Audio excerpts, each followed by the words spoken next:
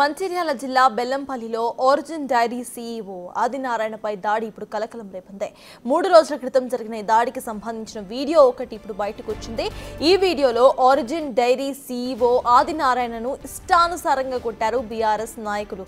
నడి రోడ్డుపై బట్టలు ఊడదీసి మూకదాడి చేశారు. నగ్నంగా రోడ్డుపై పడి ఉన్న ఆదినారాయణ తనను కొట్టవద్దని ఎంత వేడుకున్నా సరే అసలు వదల్లేదు బీఆర్ఎస్ నేతలు. కొట్టొద్దని దండం పెట్టి వేడుకున్న తీవ్ర దాడులకు పాల్పడ్డారు. ఆదినారాయణ వెంట ఉన్న వ్యక్తి హుటాహుటిన బెల్లంపల్లి ప్రభుత్వ హాస్పిటల్కి తరలించారు.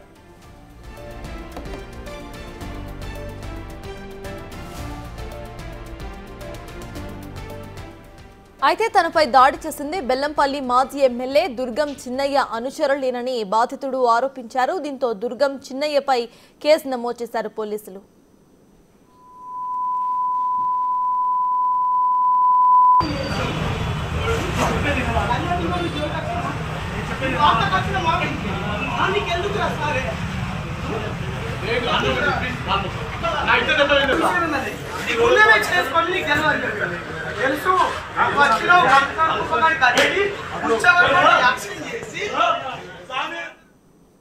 ఇదే అంశంపై పూర్తి డీటెయిల్స్ మా ప్రతినిధి అంజయ్య అందిస్తారు. అంజయ్య, చెప్పండి, ప్రెసెంట్ సీఈఓ ఆదినారాయణపై ఏ రకంగా దాడి జరిగిందో ఆ విజువల్స్ అయితే మనకి స్క్రీన్ మీద ప్లే అవుతున్నాయి.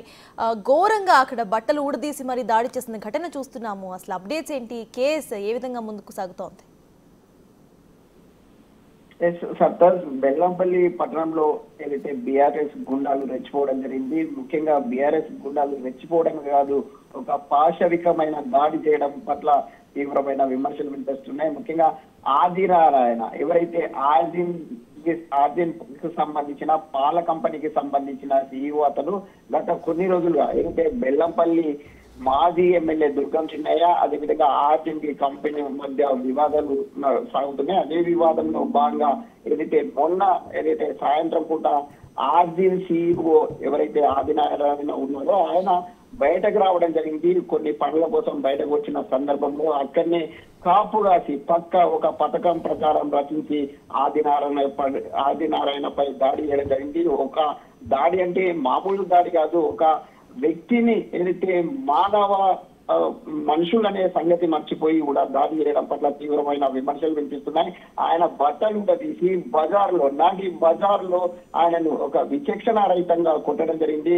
కాళ్ళతో తన్నడం జరిగింది, అదేవిధంగా మొహంపై తన్నడం జరిగింది. మొహం మీద ఇష్టం వచ్చినట్లు కూడా ఏదైతే కొట్టడం పట్ల తీవ్రమైన విమర్శలు వినిపిస్తున్నాయి. ముఖ్యంగా అత్యంత పాషణికంగా ఏదైతే అటు ఎటువైపు చూసినప్పటికీ కూడా అంటే ఒక శరీరంలో అన్ని భాగాల్లో దాడి చేయడం పట్ల తీవ్రమైన రక్తస్రావం జరిగింది. అదేవిధంగా ఆయనకు గాయాలు కావడం జరిగింది. గాయపడ్డ ఆయనను ఏదైతే ఆసుపత్రికి తరలించి చికిత్స అందిస్తున్నారు. ఇప్పటికే ఈ కేసు విషయంలో ఏదైతే దీనికి సంబంధించిన మనం చూస్తున్న ఏవైతే దాడికి సంబంధించిన అంశాలు ఈ రోజు బయటపడడంతో ఒక్కసారిగా మరింత ప్రజల్లో ఆందోళన వ్యక్తమవుతుంది. ఇప్పటికే మాజీ ఎమ్మెల్యే దుర్గం చిన్నయ్య ఆయనకు సంబంధించిన మరొక 7 మందిపై కూడా కేసులు నమోదయ్యాయి. కేసులపై కూడా విచారణ కొనసాగుతుంది. ముఖ్యంగా 112, 112, 118, 35 రెడ్ విత్ యాక్ట్ ప్రకారం ఏదైతే కేసులు నమోదు చేసి పోలీసులు విచారణ కొనసాగిస్తున్నారు. ముఖ్యంగా అత్యంత పాశవికంగా ఆర్జిన్ సీఈఓ పై ఎవరైతే దాడి చేశారో కఠినంగా శిక్షించాలని ప్రజలు కూడా కోరుతున్నారు. సర్తాజ్. అయితే అంజయ్య, ఇక్కడ బీఆర్ఎస్ నాయకుల హస్తం ఉన్నట్టుగా మీరు చెప్తున్నారు. అట్ ద సేమ్ టైం వాళ్ళు ఆరోపిస్తుంది కూడా అదే.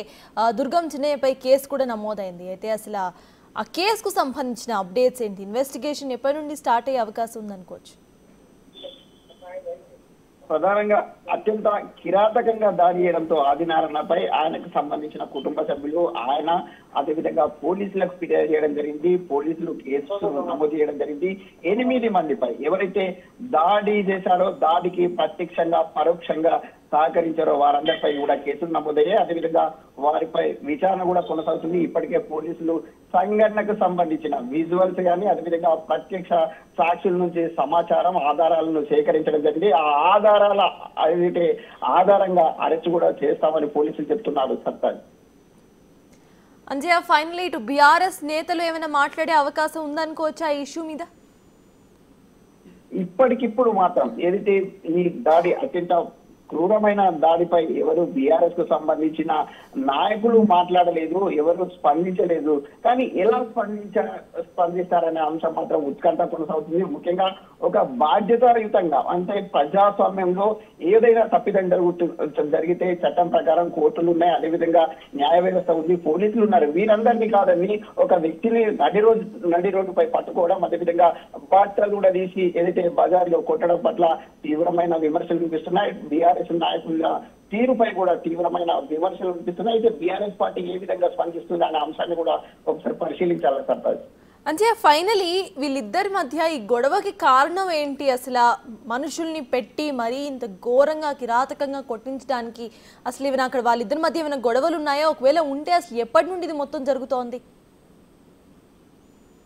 ఒక ఏడాదిన్నర క్రితం నుంచి కూడా ఆదినారాయణ ఎవరైతే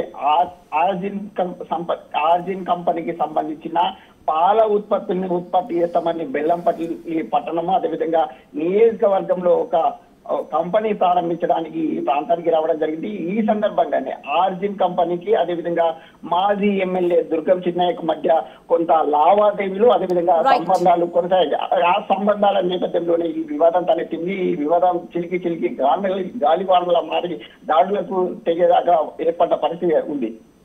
రైట్, థ్యాంక్ యూ అంజయ్య.